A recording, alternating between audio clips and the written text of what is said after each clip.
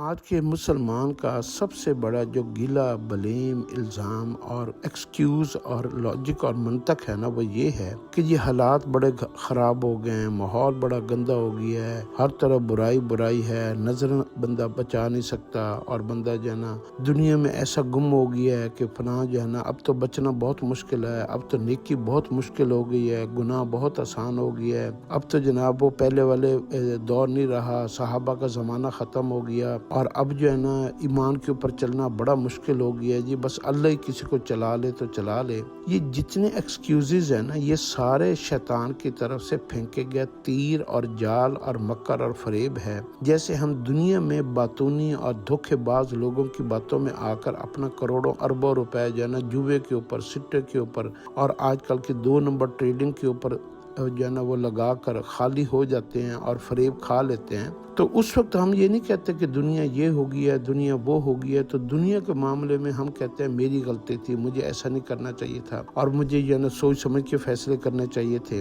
لیکن دین کے معاملے میں ہم اپنے آپ کو بالکل بری و ذمہ کر لیتے ہیں، کہتے ہیں جی نہیں جی ماحول ہی ایسا ہے، جی نہیں جی اب تو مشکل ہی ہے، آنکھ نہیں کھلتی، جی بس رات کو لیٹ ہو جاتے ہیں، جی بس بڑا مشکل ہے۔ تو آپ یاد رکھیے گا، اپنے دل میں اپنے آپ کی کاؤنسلنگ آپ کو خود کرنی پڑے گی۔ آپ آئینے میں بیٹھ کر اپنے آپ کو بیٹھ کر 1-2 باتیں ضرور دہرایا کریں کہ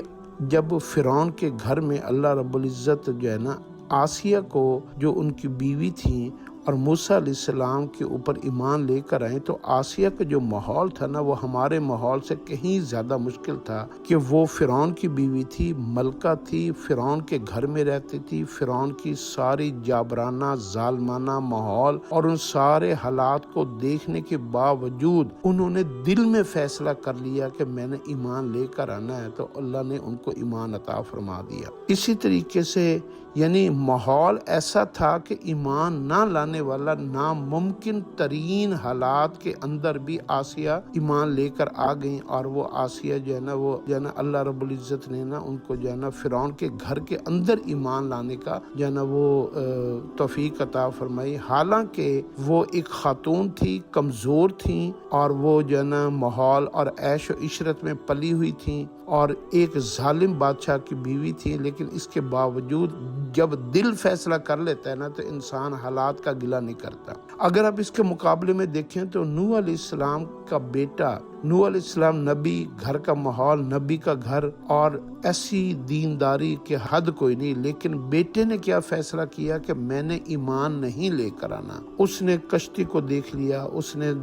سمندروں کو دیکھ لیا، پانی کو دیکھ لیا، طوفان کو دیکھ لیا، پانی کے عذاب کو دیکھ لیا، لیکن اس نے اپنے دل میں فیصلہ کر لیا کہ میں نے ایمان نہیں لے کر آنا۔ تو حالانکہ حالات اس کے سارے ایسے بن گئے تھے کہ یار تم ایمان لے آؤ، تمہاری جان بچ جائے گی، تمہارا باپ ہے، اپنی باپ کی بات مان لو، لیکن نوح علیہ السلام کے بیٹے نے اپنے دل میں فیصلہ کر لیا کہ میں نے ایمان نہیں لے کر آنا۔ یہ ساری بات بتانے کا مقصد یہ ہے کہ فیصلہ ہمارے دل کا ہوتا ہے۔ آج ہمارا دل ہمارے قابو میں نہیں ہے، ہمارے قبضے میں نہیں ہے۔ ہمارا دل کہتا ہے کہ نہیں، میں نے نماز نہیں پڑھنی، میں نے قرآن نہیں پڑھنا، میں نے دین اسلام نہیں سیکھنا، میں نے یہ کام نہیں کرنا، میں نے حیا کو پسند نہیں کرنا، میں نے دینداری پسند نہیں کرنی، میں نے توکل بھروسہ کو نہیں دیکھنا۔ ہم لوگ اپنے دل کے اندر اگر جھانک کر دیکھیں گے تو ہمارا دل جو فیصلہ کر رہا ہے نا وہ حالات یہی ہے۔ تو آپ زمانے کا گلہ کرنے کی بجائے اپنے آپ سے گلہ کریں